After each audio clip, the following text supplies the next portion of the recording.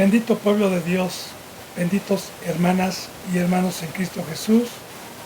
Le doy gracias a Dios Padre, nuestro Padre, y a nuestro Rey Jesucristo, que me estén permitiendo el privilegio de un bendito día más, de poder exponer su bendita palabra en estos últimos tiempos proféticos de apostasía, de principios de dolores de parto. Yo le he pedido a Dios, por medio de Cristo, en el nombre de Jesús, para que todo aquel que esté suscrito, que esté dando un seguimiento, que haya escuchado o que daba un seguimiento y ya no lo da, o por los que estén predestinados también para escuchar esta bendita palabra, que pueda Dios, más bien que pueda no, porque Dios es poderoso, que toque sus corazones, bendito hermano y bendita hermana, para que podamos tener un discernimiento, pero que hacemos crédulos a su bendita palabra y podamos tener ese bendito fruto de vida que nos vino a dar Dios cuando estábamos muertos en nuestros delitos y pecados. Son los deseos de su siervo, tanto aquí en México, como en Estados Unidos, como en España, como en Ecuador, en Perú, en Colombia, en Brasil, en Chile, en Puerto Rico y en todo lugar donde Dios permita llegar esta bendita y santa palabra. Pueblo de Dios, hermanos en Cristo Jesús, en estos tiempos llenos de maldad, de apostasía, a los pocos que quedamos y que tenemos temor y podemos tener el fruto de Dios de padecer por los que no tienen luz, y usted todavía no está preparado o capacitado por Dios para ir a convencer por medio del Evangelio a los que no son cristianos. Dios nos ha permitido dejar por este medio las buenas nuevas de salvación para que usted lo pueda compartir a alguna pareja, alguna esposa, algún esposo, algún hijo, alguna madre, algún padre, algún pariente, y lo encuentra de la siguiente manera: las buenas nuevas de salvación para el mundo, la puerta angosta.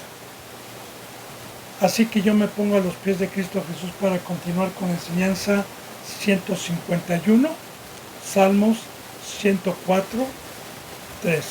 Vuelvo a repetir, Salmos 104, 3. Estamos viendo en este bendito libro de Salmos una sombra de lo que iba a venir, profecías de lo que hoy somos acreedores y podemos dar testimonio de que Dios es un Dios fiel, porque todas estas promesas que estamos viendo fueron escritas y profetizadas 750 años antes de nuestro Señor Jesucristo, y que hoy los que hemos participado de esta bendición podemos dar testimonio, y los que no, pues para que sepan la bendita bendición que nos ha traído Dios. En los salmos anteriores vemos un escrito de una oración, un quebranto a los que esperaban esta gracia, al primer pueblo que esperaba las promesas de Dios, que no tenían el privilegio de poder atesorar para la vida eterna, que no había venido la gracia, y que Dios proféticamente nos revela todas las bendiciones que iba a traer por medio de su Hijo, tanto al primer pueblo como a los que fuéramos a creer, y que muchos, lamentablemente, por la dureza de sus corazones, por la incredulidad, no pueden discernir ni comprender esta bendita grandeza, este galardón, este regalo tan grande y merecido que Dios nos ha dejado para ir a la vida eterna. Por eso, los que tenemos revelación, los que hemos creído, los que Dios nos ha tocado en el corazón, debemos de decir: bendice, oh alma mía, a Jehová. Jehová, Dios mío, mucho te has engrandecido, porque ayer veíamos precisamente cómo Dios se vino a engrandecer con su bendita presencia y con el fruto a los que podemos ver a Dios y a los que hemos participado de la fe, de la credulidad y de este camino. Y seguimos en el 3, viendo todas las bendiciones que trajo. Recordemos, simbólicamente Dios nos habla con simbolismos, con parábolas, para poder traducir lo espiritual a lo espiritual. Dice que establece sus aposentos entre las aguas. Aquí en este versículo, bendito hermano y bendita hermana, la bendita palabra nos enseña que nosotros éramos mar, simbólicamente, porque yo ya lo he explicado, los simbolismos que utiliza Dios. El que tenga oídos, escuche lo que el Espíritu Santo dice. El mar, Dios lo pone simbólicamente, porque en el mar no hay una ley, en el mar no hay un rey, no hay un orden. En el mar aparentemente es muy bello, pero están sin una ley, están sin un orden. Y el mar, por los vientos, por el mal tiempo, por la turbulencia, es manejado como lo quiere el aire o la turbulencia. Entonces, esos simbolismos los utiliza Dios para representar que nosotros éramos del mar, que fuimos sacados, que Cristo Jesús vino a la orilla, echó su red y nos sacó del mar. Entonces, fíjese bien lo que dice, que establece sus aposentos. Es muy importante, la palabra aposento es un lugar de habitación, es un lugar donde vivir, una casa, un aposento. Entonces, la bendita palabra nos enseña que nosotros somos tabernáculos, tiendas de campaña, casas, habitación.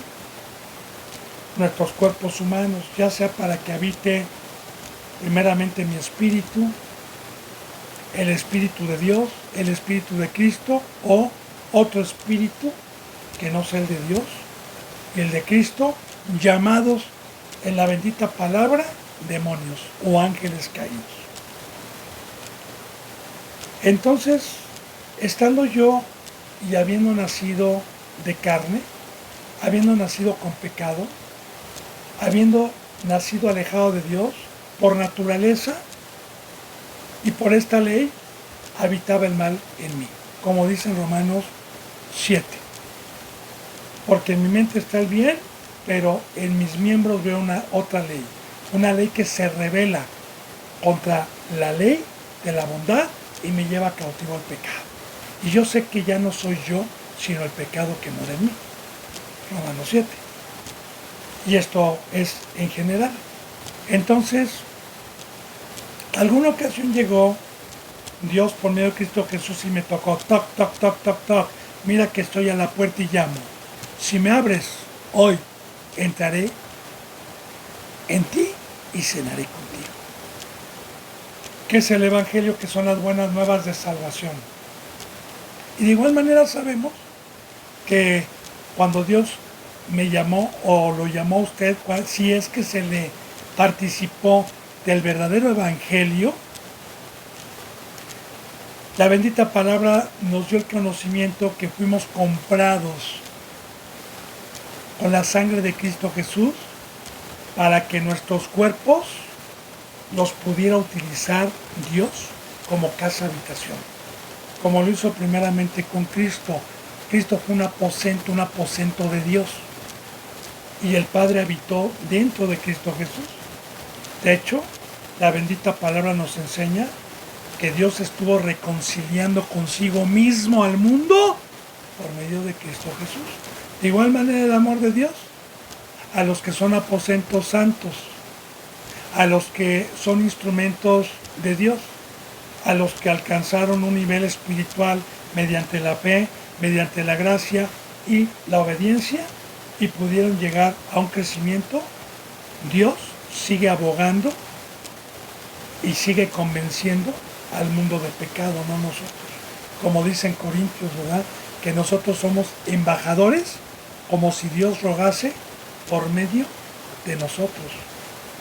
Entonces, aquí está profetizando que nos vino a ser su templo, no por manos, no hecho conforme al primer pacto y al modelo. Aquí se cumple también lo que Jesús dijo, ¿verdad? Que en 3 días iba a levantar un templo, que era la iglesia, que éramos nosotros, para que habitase Dios. Entonces, aquí está, que establece, fíjense, establece, hace, afirma sus aposentos, porque son de Dios, somos de Dios, entre las aguas. Y sí, como dijo Cristo Jesús, en una oración preciosa que viene en San Juan 17, dijo: Padre, yo me voy, yo no te pido que los quites del mundo, o sea, de las aguas, sino que los guardes, Señor. Ahora, ¿para qué hizo aposentos en las aguas, que es el mundo? Para pescar, para trabajar en su obra. Proféticamente, entonces dice que establece sus aposentos entre las aguas, Él nos establece, y aquí también es caminar en el mar, aleluya, gloria a Dios. El que pone las nubes por su carroza. Mira, bendito hermano y bendito hermano. En el Antiguo Testamento y también en la historia del mundo, sabemos que en la antigüedad los reyes que iban a una guerra y tenían armamento, las carrozas representaban una herramienta esencial para la guerra, como los carros de Faraón, o carrozas, que es lo mismo, ¿verdad? Porque casi era segura la victoria de un rey que tuviera carrozas, diligencias, carros de guerra, caballos y armamento, a uno que no tuviera caballos, ni tuviera tampoco carrozas. Era muy factible que el rey que tuviera esas herramientas iba a vencer, como Rusia y Ucrania. Por ejemplo, Rusia tiene armas nucleares, tiene un armamento impresionante. Ucrania necesita ayuda de muchas naciones para poderse sostener, y aún así pues está perdiendo la guerra.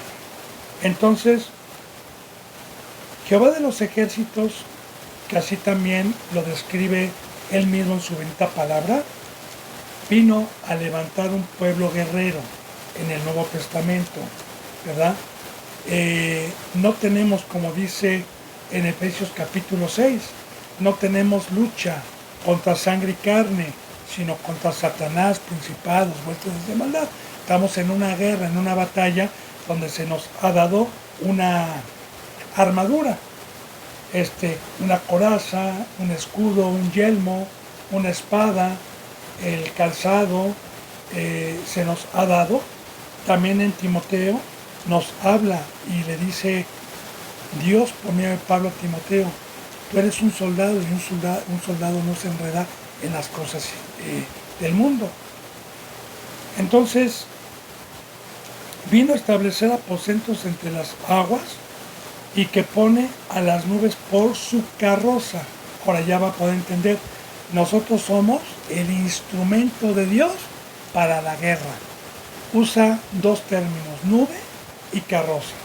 Bien, nube, ¿qué es una nube? Una nube es de arriba, no es de abajo. Y una nube también sirve para dar vida, una nube con agua sirve para que cuando alguien está cosechando, para que cuando alguien está sembrando y hay buen tiempo para la cosecha, según la época, y hay nubes, va a llover, es vida. Entonces, así también en Judas, usted se puede dar cuenta en el Nuevo Testamento, cómo Dios, en esa carta que va dirigida a la iniquidad, a la impiedad, a los que transgreden el pacto, que alcanzaron una estatura del varón perfecto y luego cambiaron la gracia de Dios por la mentira, como Dios les dice: nubes sin agua, llevadas de aquí para allá.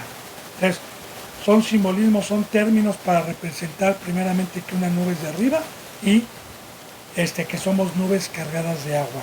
Ahora, claro que somos el reposo de Dios.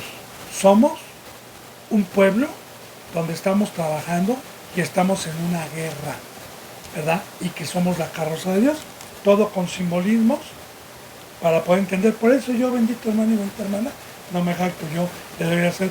Por eso le recuerdo muchos versículos bíblicos para poder concordar, ¿sí? Dice, el que pone las nubes por su carroza, y este es el discipulado, es el adiestramiento que Dios nos da cuando nos llamó, cuando entramos por la puerta de redil y cuando tuvimos el privilegio de estar en sus manos para darnos una forma y hacernos guerreros, hacernos soldados diestros para la batalla. Eso es la nube y esa es la carroza. Dice, el que anda sobre las alas del viento. Ahora, las alas del viento, el que anda, porque Dios anda, camina, se mueve entre las alas del viento, el viento. Sabemos que en algunas ocasiones, según el versículo que nosotros estemos viendo, el viento representa en algunas ocasiones a Satanás y otras ocasiones no, como también el león, como también los montes, o sea, según el contexto y el versículo que estemos leyendo. Les recuerdo una cita bíblica sobre el Espíritu Santo, sobre Dios, en San Juan capítulo 3, hablando del viento para poder identificar esto. Alguna ocasión, Cristo Jesús le decía a Nicodemo, el viento sopla y nadie sabe de dónde viene ni a dónde va. Así puso este ejemplo Cristo, ¿verdad? El viento sopla y nadie sabe de dónde viene ni a dónde va. Así es todo el que es nacido del Espíritu Santo. Lo puede constatar, en San Juan capítulo 3. Este versículo que estoy dando. Ahora, ahí aparece la palabra viento. Entonces, ¿qué es esto? Porque Jesús hablaba del bautizo. Hablaba de un renacimiento espiritual. Cuando dice lo que es de carne, carne es, y lo que es espíritu, espíritu es.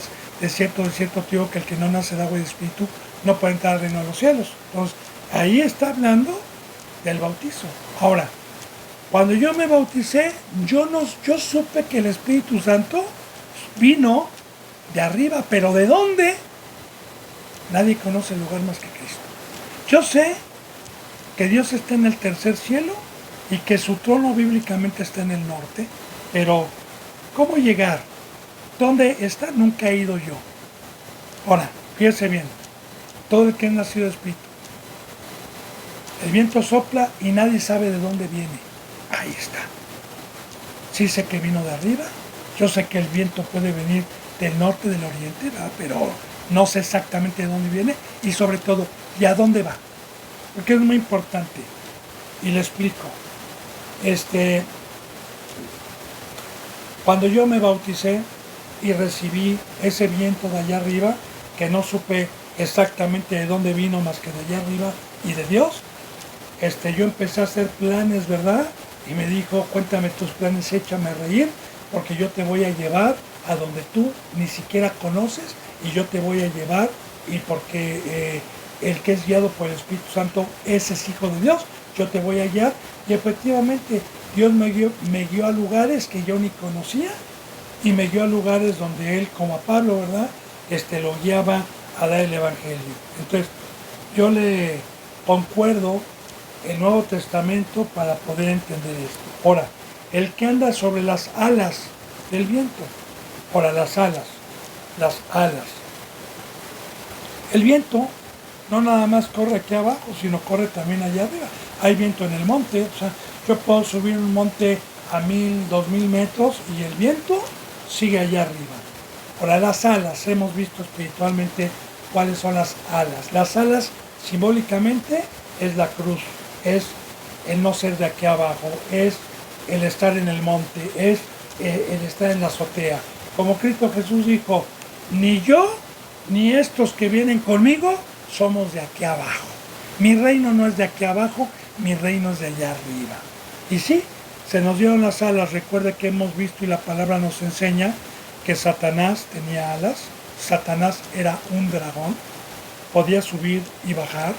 En el libro de Job, en el Antiguo Testamento, nos da mucha enseñanza sobre eso, ¿verdad? Pero cuando Cristo Jesús vino, ese poder que Dios le delegaba de poder subir y bajar se lo quitó y se convirtió en una serpiente. La serpiente antigua, le corta las alas y se arrastra sobre su pecho, y a nosotros Cristo Jesús nos da las alas para volar sobre la serpiente que está en el desierto y para no bajar al mundo, para no descender, y las alas es el Espíritu Santo por fe. Es el ser o el tener un fruto totalmente diferente a los terrenales, ser un ser angelical, ser un ser que está totalmente concentrado en la obra de Dios, arriba, no abajo en el mundo. Entonces, así ya lo vamos a poder entonces ver, ¿verdad? El que anda, y aquí está, el que anda es, porque los que somos de arriba, ahí está guiándonos Dios. El que anda sobre las alas, fíjese bien, sobre las alas del viento. Ya le expliqué el viento, ya le expliqué las alas, ya le expliqué el que anda. Porque los que son guiados por Dios, estos son hijos de Dios. Dice en el versículo 4, el que hace los vientos sus mensajeros y a las flamas de fuego sus ministros. Ahora, ya hablamos del viento.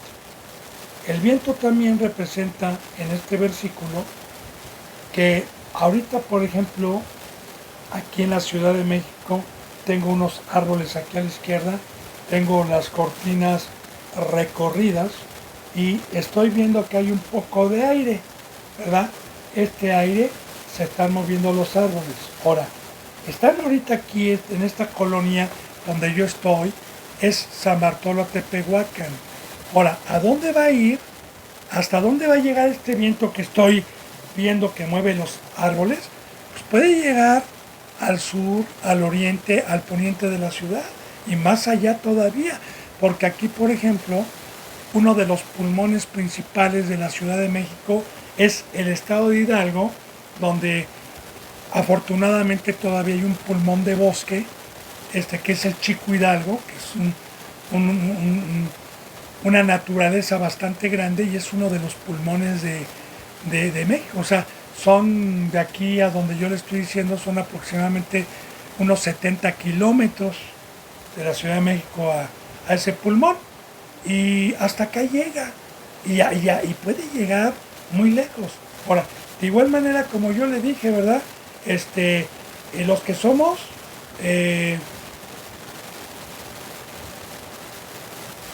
manejados por Dios, no sabemos a dónde nos va a llevar. Por ejemplo, Pablo no sabía, él sabía que iba a predicar la palabra, pero no sabía en qué lugares lo iba a mandar Dios.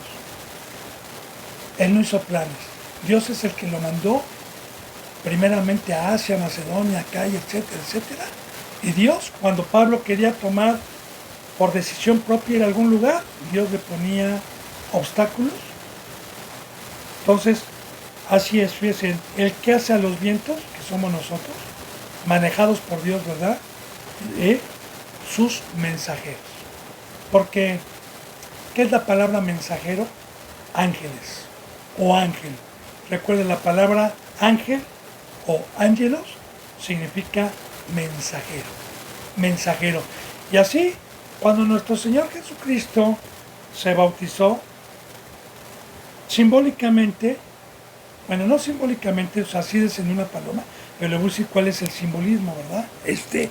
Una paloma blanca descendió. ¿Qué significa esa paloma blanca? Bueno, si usted se da la tarea de investigar, hay una especie de palomas, que la mayoría son blancas, que se llaman palomas mensajeras, que ya no se utilizan por la tecnología que ha subido, pero antes, cuando no había tecnología, ni WhatsApp, ni teléfono, se usaban mucho esas palomas para llevar mensaje a algún lugar. En el pico llevaban unas cartas se les llama como palomas mensajeras, ¿sí? Entonces todos estos simbolismos los utiliza Dios porque nosotros fuimos comprados para ir a dar testimonio de las cosas de Dios. Mensajeros, los primeros vientos proféticamente que cuando se cumple esta palabra fue cuando Cristo Jesús murió y resucitó y bajó con los que había formado, con los que les había servido y les dijo así: por tanto vayan, ahí está el mensaje, y las nubes y el viento, por tanto vayan a todo el mundo y bauticen en el nombre del Padre, del Hijo y del Espíritu Santo y enséñenles todas las cosas que yo les vine a enseñar a ustedes. El mensaje de la salvación. Ahora, vientos, ¿por qué? Porque los mandó a todo el mundo, cada uno con un orden.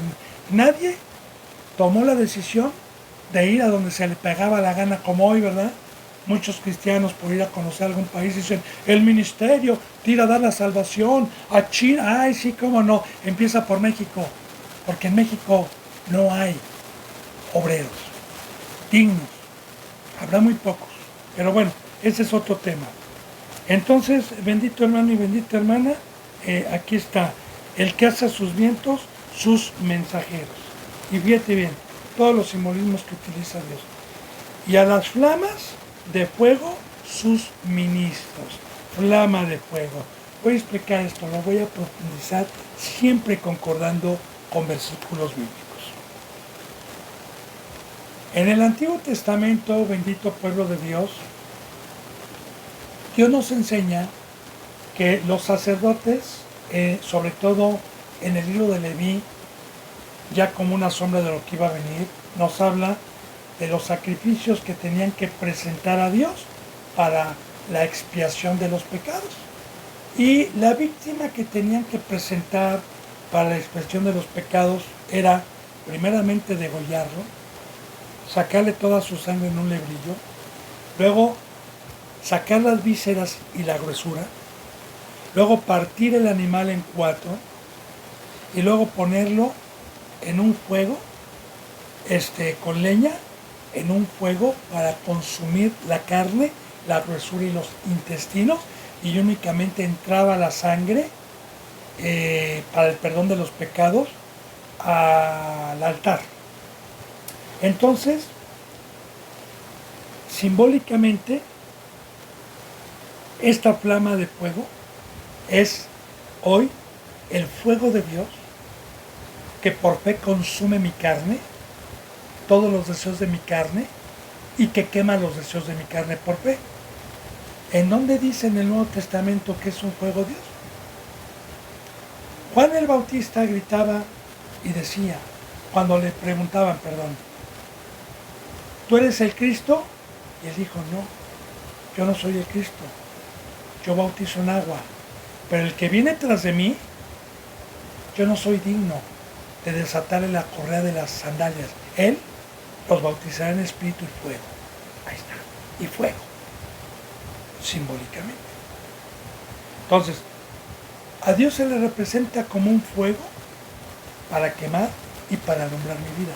Otra cita bíblica de la flama o del fuego. Las vírgenes insensatas, que se les acabó el fuego en su lámpara, porque antes no habían pilas, antes era un combustible para tener la lámpara prendida, el fuego, la flama, refiriéndose a la presencia. ¿Qué dicen Tesalonicenses? No apaguéis, no apaguéis, no apaguéis el fuego que hay en ustedes. Entonces, todos los que tenemos este fuego, obviamente, no militamos en la carne, porque este bendito fuego consume la gruesura, que es la porquería, que es la inmundicia, que es la mesa de Satanás. Consume los deseos de mi carne, como dice en Romanos 8, ahí hay una alegoría del espíritu y la carne, y la presencia de Dios consume. ¿Para qué consume? Para poder ser un ministro. Y esa es la estatura espiritual, bendito hermano y bendita hermana, que Dios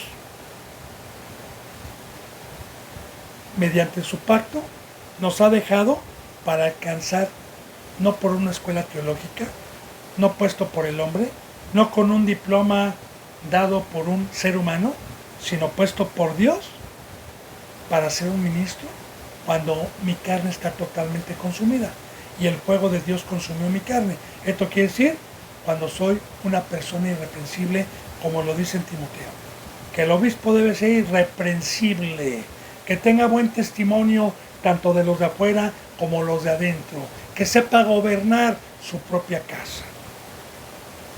Por eso yo digo, que desciende el fuego, que desciende el fuego, que desciende el fuego de Dios, que desciende el fuego, que desciende el fuego, y es por fe.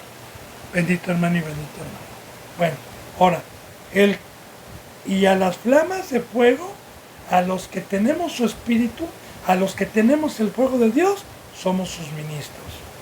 Profecía cumplida en el Nuevo Testamento. Gloria a Dios. Dice en el versículo 5, Él fundó la tierra sobre sus cimientos. Claro que simbólicamente el planeta Tierra, que aparentemente está suspendido, tiene un cimiento, pero no habla de ese cimiento. Aquí habla espiritualmente. Ahora, fíjese bien, el planeta Tierra, cuando antes de que viniera Cristo Jesús, no éramos constructores de nada, no éramos edificadores de nada. Entonces, Cristo Jesús vino a traernos una roca, una piedra llamada cimiento. Y vamos a tomar como referencia un versículo bíblico de cimiento. En San Mateo, cuando Jesús dijo, el que viene a mí, escucha estas palabras y las pone en práctica, yo le compararé como a un hombre prudente que edificó su casa sobre esta roca, que es el cimiento. La roca rechazada por los arquitectos y piedra divina para Dios y piedra de tropiezo para todo aquel que no cree en Él. Ahora, Él fundó. ¿Cuándo vino la fundación de la perfección? ¿Cuándo vino la fundación del nuevo pacto? ¿Cuándo vino la salvación? El día que Cristo Jesús vino, pues Él fundó la tierra sobre sus cimientos. Ahora, no nada más sobre Cristo, porque también aquí dice que fundó la tierra sobre sus cimientos. Y si arriba está hablando de flamas de fuego, si está hablando de nubes, si está hablando de carrozas, si está hablando de aposentos, sigue hablando también de la iglesia.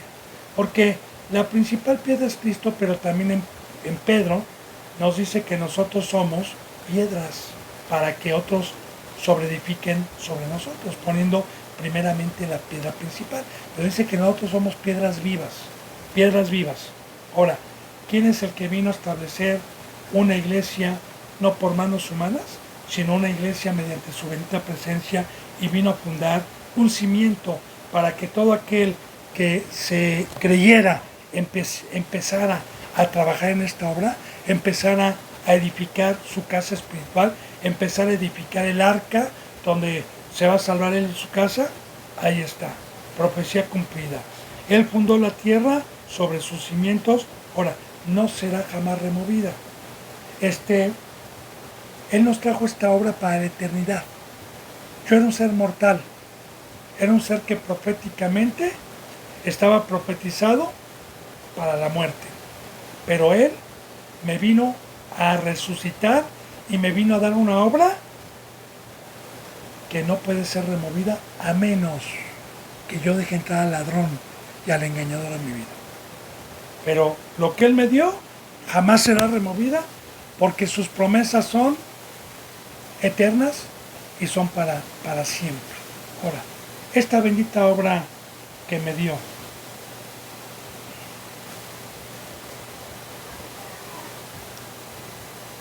vamos a compararla para poder ver la eternidad. Vamos a poner de ejemplo en el Nuevo Testamento la parábola de los talentos. el que le dio 10 talentos, 5 talentos, y le dieron buenas cuentas a Dios, hablando proféticamente de los que nos dedicamos a trabajar, a hacer cimientos, a su obra, que nos ocupamos en el campo, y cuando venga Cristo Jesús y nos halle haciendo así, como la parábola del mayordomo, nos va a decir: siervo bueno y fiel, 10 talentos te di, dame cuentas. Sí, Señor, aquí tienes otros 10 talentos. Siervo bueno y fiel, en lo poco me fuiste fiel, en lo mucho te voy a poner. Y ahí está la eternidad, que vamos a tener una obra, ¿sí? Que Satanás quiere quitarme ese privilegio que él tuvo allá arriba y que ya no lo tiene, y se quiere vengar, pero que Dios nos ha dejado todo para ser crédulos, para creerle a Dios y para apartarnos de la mentira de Satanás a los que creen. Ahora, aquí a los que creemos, esta bendita obra que nos dio, esta bendita vida eterna, no será jamás removida, porque nosotros somos más que vencedores, porque Satanás está bajo mis pies, porque dice la bendita palabra, ¿verdad?, que el que ha sido engendrado por Dios, no practica el pecado y el maligno no le puede tocar. Y que lo que Dios y Cristo Jesús me trajeron en la cruz, que es vida eterna, no me lo puede quitar nadie, ni siquiera el ladrón, pero tengo que velar. Bueno, dice en el versículo 6, con el abismo como vestido la cubriste, sobre los montes estaban las aguas. Ahora, con el abismo, con el vestido, la cubriste. Está hablando, bendito hermano, sobre los montes estaban las aguas. A tu reprensión huyeron, al sonido del trueno se apresuraron. Ahora, sí, Él fundó la tierra y sus cimientos. Está hablando de los cimientos, está hablando de nosotros, los cimientos que no cedemos. Ahora, ¿en dónde estábamos nosotros? Cuando el pecado entró al mundo por un hombre y por el pecado la muerte, entraron los abismos. Los abismos representan profundidad, obscuridad. El trono de Satanás está abajo, está en el mundo. Por eso yo no soy de abajo. Ahora, con el abismo, vamos ahí, y está hablando de las flamas de fuego, está hablando de las nubes, está hablando de los cimientos, de los que fuimos rescatados, pero ahí estábamos, como dice en Efesios 2, sabiendo que antes estaban sin Dios, ajenos a este camino, en la ignorancia, muertos en vuestros delitos y pecados. Ahí están los abismos. Ahora, como con vestido lo cubriste, y ahí está. ¿Qué vestido? ¿De qué vestido está hablando Dios? Mire, desde el Antiguo Testamento, Dios nos enseña sobre la desnudez y sobre una vestimenta, empezando desde Génesis, que es la plataforma para poder entender su bendita palabra. Adán y Eva, cuando estaban en el Edén, convivían y no se avergonzaban, eran seres espirituales. Cuando pecaron, se dieron cuenta que estaban desnudos y se cubrieron con hojas por su vergüenza. Y Dios les dijo: ¿quién les enseñó que están desnudos? ¿Que acaso me desobedecieron? Y bueno, Dios hace el primer sacrificio y les pone pieles y los viste con pieles. ¿Qué representa?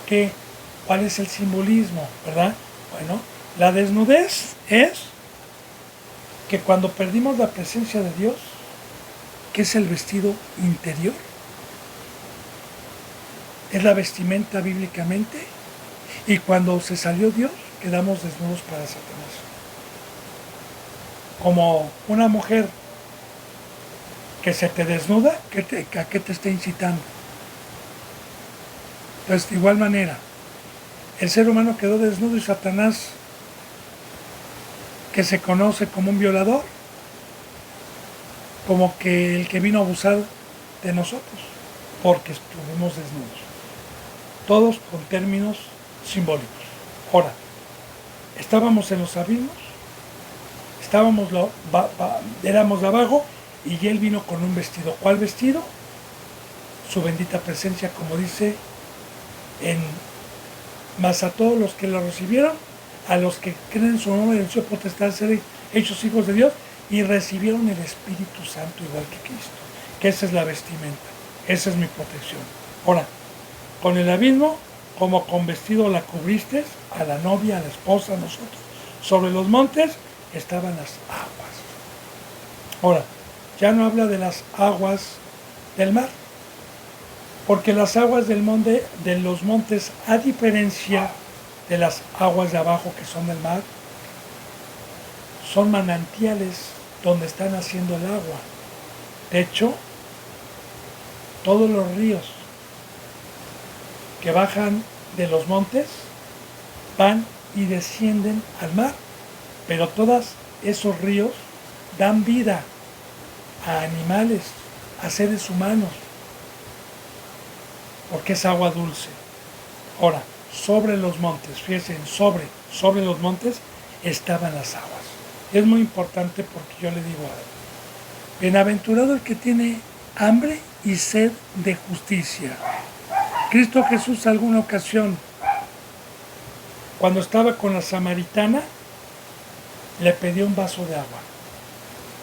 La samaritana le dijo, ¿cómo tú siendo judío me pides a mí un vaso de agua que soy samaritana?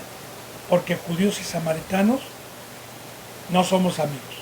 Y Jesús le dijo, si tú supieras quién te está pidiendo el vaso de agua, tú me pedirías a mí del agua que yo vengo a dar.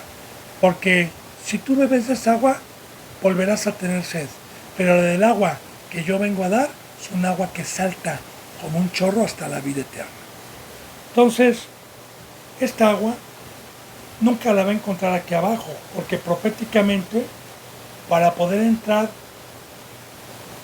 a escuchar la voz de Cristo, que es el agua, porque el agua es que yo recibo un mandamiento y hacerlo, esa es mi comida y el agua. Recuerde, bienaventurado el que tiene hambre y sed de justicia. Ahora, para poder tener acceso a esta agua, no la puedo encontrar siendo de aquí abajo. ¿Y cómo puedo entrar al monte? ¿Cómo puedo subir al monte? Muy bien. Juan el Bautista decía, arrepiéntanse porque el reino de los cielos se ha acercado. El reino, la voz, el agua. Ahora, ¿qué es arrepentirme? Deja de ser terrenal, me dijo Dios. Deja de ser de aquí abajo. Deja de ser de los abismos. Te voy a vestir y te voy a trasladar de las tinieblas a tu luz admirable, porque este es el pacto. Nadie puede escuchar la voz del pastor, que son las aguas, si no sale del mundo y toma su cruz. Como dijo Cristo Jesús, nadie puede ser mi discípulo si no tomas tu cruz y me sigues todos los días. Nadie puede ser mi discípulo. Y ahí está la cruz, es estar arriba. Ahora, ahí tengo acceso al agua. Por eso San Juan nos dice Cristo Jesús, yo soy la puerta del redil. El que entra por la puerta del redil, la voz de las ovejas escucha, y ellos escuchan la voz del pastor y las conozco por nombre. El que quiera entrar por otro lado es ladrón y salteador. O sea, el que no quiera pagar el precio de salir del mundo, de ser de arriba, de ser un ser del Altísimo, hijos del Altísimo, pues no vamos a tener acceso. Pues para poder tener acceso a esta agua, que es la espiritual, porque en la carne, esta agua, yo estaba muerto, pero cuando me resucitó Cristo, necesito de esta agua, que son sus mandamientos y practicarlos. Ahora, sobre los montes estaban las aguas, dice en el 7. A tu reprensión huyeron, al sonido de tu trueno se apresuraron. Ahora, a tu reprensión huyeron. ¿De dónde? ¿De dónde, hermano y hermana? Mire, yo alguna ocasión le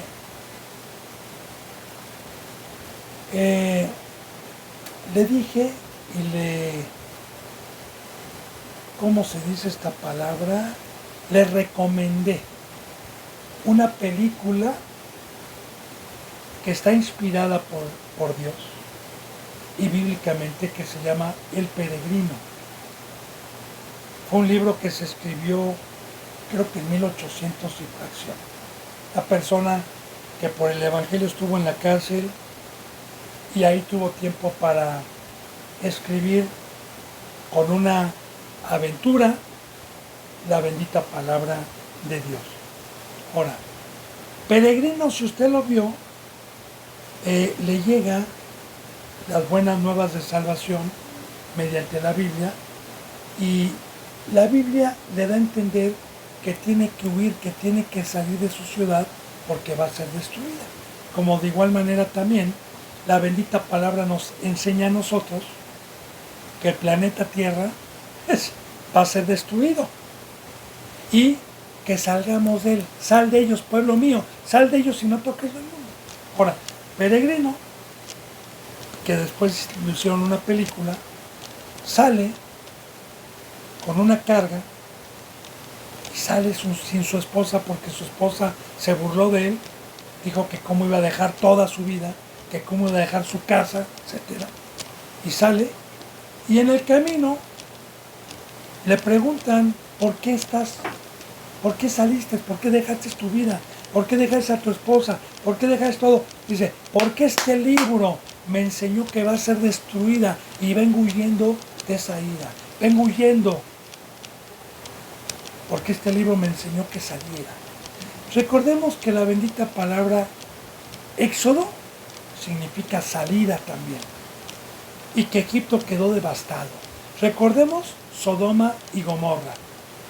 Cuando el ángel llegó por Lot, huyeron y les dijo: dense prisa, salgan, porque esta ciudad va a ser destruida por fuego.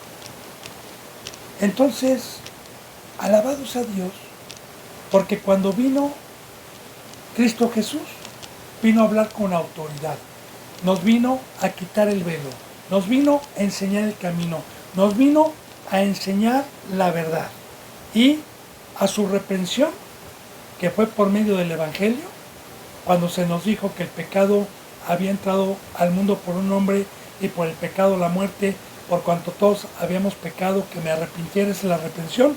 Huyeron. ¿Qué es huir? Tomar mi cruz. Tomar mi cruz. Huí del mundo. Lo estimé como basura. Huir de él. Dice: al sonido de tu trueno se apresuraron. Y mire, bendito hermano y bendita hermana, a la voz de tu trueno, o al sonido de tu trueno, que es lo mismo. ¿Qué es un trueno? Bueno, yo recuerdo, bendito hermano y bendita hermana, mi madre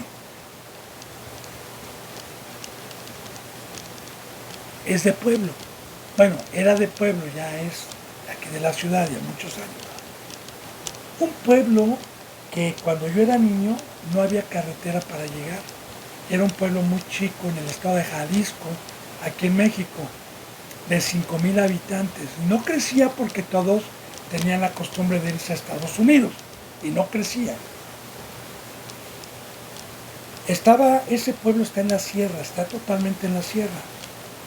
Alguna ocasión que mi madre nos llevó cuando tenía yo 8 o 9 años, no fue una vez, sino varias veces, a ver a sus padres, a mis abuelos. Tenían caballos, establo, todo eso. Y todas las casas eran de adobe ahí, y los techitos eran de techitos blancos, se me olvidó ahorita su nombre, de tejado.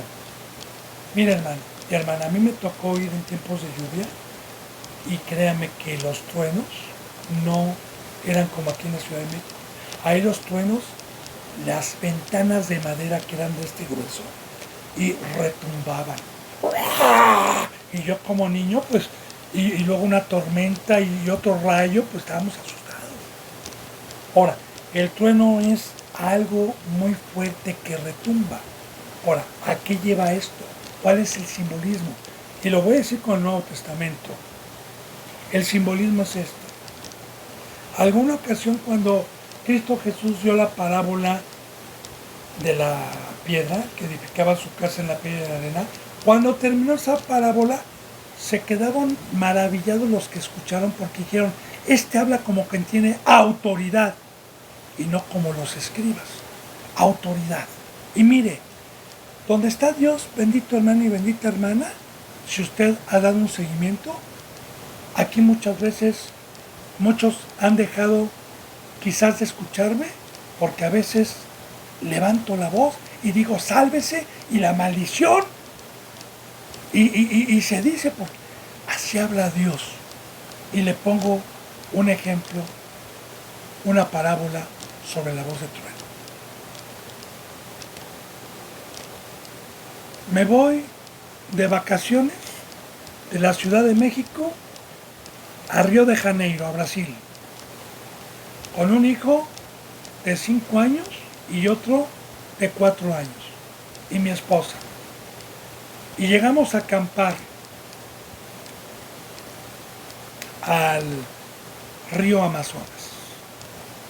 Y mi hijo está jugando y está a 30 metros o 40 metros y veo que se está acercando un cocodrilo y el cocodrilo está a escaso 1 metro esperando a que se acerque más mi hijo para agarrar. Y mi hijo va hacia él. Y yo estoy a 40 metros. Ya no me va a dar tiempo de correr. Entonces, ¿qué voy a hacer? ¡Hijo! ¡Párate! Si no te voy a castigar. ¡Párate! Si no te... O sea, desesperado le voy a hablar con una voz, sabiendo el peligro en que está. No le voy a decir, hijo, ven. No. Algo que le paralice, algo que le voltee a verme y ven para acá inmediatamente. Ven. El niño a lo mejor no va a entender en ese momento, pero lo voy a asustar. Ahora, Dios conoce el peligro. El cocodrilo es Satanás el día de hoy, el Leviatán, y ha devorado a muchos. Entonces, Dios nos habla con autoridad, hermano. No porque sea legalista, no porque sea autoritario, no porque nos ama, porque muchas veces no entendemos. Entonces, así en la palabra dice que Cristo Jesús hablaba como quien tenía autoridad. Otra cita bíblica que vamos a meditar. En San Juan capítulo 8, una ocasión que Cristo Jesús hizo una multiplicación y les dio de comer a más de 5,000 personas, lo seguían.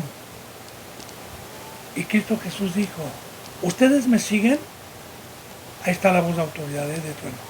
Por la comida que perece, mas trabajen por la comida que no perece. Entonces, cuando les dijo qué tenemos que hacer, Señor, les dijo, el que no come de mi carne y bebe de mi sangre, no puede venir en pos de mí. Y dijeron, tú eres esta palabra, que habla de la cruz, habla de una muerte, habla de no estar en la carne, habla de consagrarnos, habla de darle nuestras vidas a Dios. Tú eres esa palabra, y muchos dejaron de seguirlo, pero él hablaba con la verdad. Hola, la voz de trueno. Cuando muchos de sus discípulos regresaron atrás, porque así lo dice la palabra en San Juan, muchos de sus discípulos regresaron para atrás, Jesús le dijo a Pedro y a los demás, ¿ustedes también se quieren ir? No, Señor, no, por favor. Entonces, representante que dice, hermano, Dios lo ama, Cristo Jesús, no importa que peque, ahí no está Dios. Ahí no está Dios. Otro fruto para reconocer a un verdadero siervo que tenga a Dios es que en todo momento está exhortando, amonestando, redarguyendo, corrigiendo y hablando con una voz de autoridad. Entonces ese es el sonido de trueno. Fíjese bien, al sonido de trueno se apresuraron, ¿cómo no? Ahora, al sonido, cuando yo le digo a mi hijo, quédate ahí, por favor, si no te voy a dar, y ven rápido. Pues,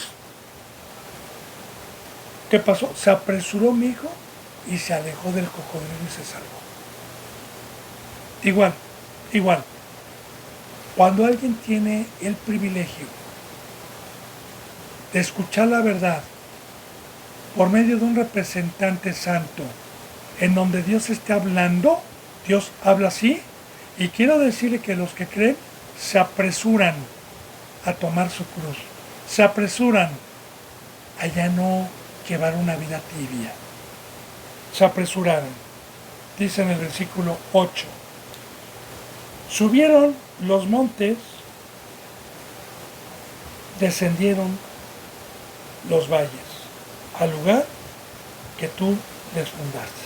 Ahora bien, Señor, subieron los montes. ¿Qué es esto? Simbólicamente. A los que hemos alcanzado o los que han alcanzado una estatura del varón perfecto, Dios usa el simbolismo de monte con dos simbolismos. Uno, que un representante que tiene el pacto de Dios ya no nos puede mover de esta bendita obra por fe. Y otro es que somos altos, somos hijos del Altísimo, somos de arriba, no somos de la ciudad, no somos del mundo. Ahora, subir a los montes, ¿a dónde subimos? La palabra subir, bendito hermano y bendita hermana, es no ser de aquí abajo, es caminar en el mar, es ser de arriba, todo con simbolismos. Descendieron los valles. Y sí, la palabra que vino a dar Dios por medio de Cristo, no en todos causó el fruto que Dios hubiera querido que causara. Porque muchos son los llamados y pocos son los escogidos. Pocos son los que llegaron a ser monte. Pocos son los que subieron. Y la mayoría descendió. El valle representa las tinieblas, representa el mundo, representa lo de abajo. Descendieron los valles al lugar que tú les fundaste. Y aquí está el libre albedrío. Aquí está lo que Dios nos dio. Dios nos puso la maldición y la bendición. Él vino a fundar y dijo, aquí les dejo la vida y aquí les dejo la muerte. Aquí les hablo del mundo, que es el valle, aquí les hablo de la altura, que son los montes, las alas y todo lo que hemos visto. Y eso Dios lo dejó aquí, dejó el mal, dejó el bien, dejó la bendición y dejó la maldición. Está el libre albedrío. Y dice, fíjense bien, les pusiste término tanto a los valles, como a los montes, como al mar, el cual no traspasarán ni volverán a cubrir la tierra. Les pusiste término, como también voy a poner este ejemplo para poder profundizar esto. Hay alguna cita bíblica en donde Dios dice que el orgullo del mar y a su braveza les puso un término para que no pasara de donde Dios había establecido que no pasaran sus aguas. Todo con simbolismos. El simbolismo, ¿cuál es? Que los que son del mundo no pueden pasar a ser pescadores de hombre si no entran por la puerta del redil. De igual manera, los que son del valle y los que somos de arriba, hay un término, como dicen Corintios.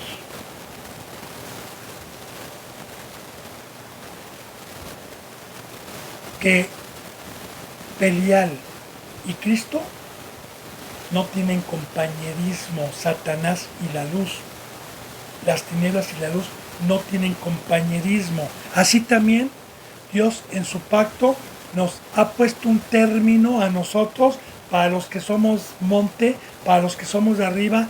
No podemos regresar atrás como la moabita Ruth, que ya no regresó a Moab, y como Orfa, que no pudo pasar a Jerusalén con Noemí. Ahí está el término. Entonces, esto ya es de corazón, por fe. Si yo no creo y si soy necio, jamás, jamás voy a poder ser monte. Jamás voy a tener las alas. Aunque yo busque, aunque hay un precio. Es credulidad, santidad y sujeción. Y de igual manera, los que estamos de este lado, no queremos regresar para atrás jamás. Ahora, les pusiste término tanto a los valles como a los montes. No se unan en yugo desigual con los incrédulos. Salgan del mundo. Es el pacto. El cual no traspasarán, que este es el pacto. ¿Verdad? Ni ellos pueden traspasar, ni yo puedo traspasar. Ni volverán a cubrir la tierra. Nuevamente, ¿verdad? Porque desde que vino Cristo Jesús, ya la muerte que no tenía término, que no había una ley y que cubrió la tierra de pecado, ¿sí? Ya no, desde que vino Cristo Jesús, ya no volverán a cubrir para los que creemos. Alabados a Dios. Todos estos simbolismos, bendito hermano y bendita hermana, encerrados en el Antiguo Testamento. Bueno, nos toca el versículo 10, pero recuerde que cada versículo tiene muchísima profundidad. No voy a alcanzar ya a poder deshebrarlo con el poquito tiempo que me queda porque ya se me fue la hora, bendito hermano y bendita hermana. Si Dios lo permite, pues mañana continuaremos con la enseñanza 152. Así que fue un privilegio que Dios me permitiera un bendito día más.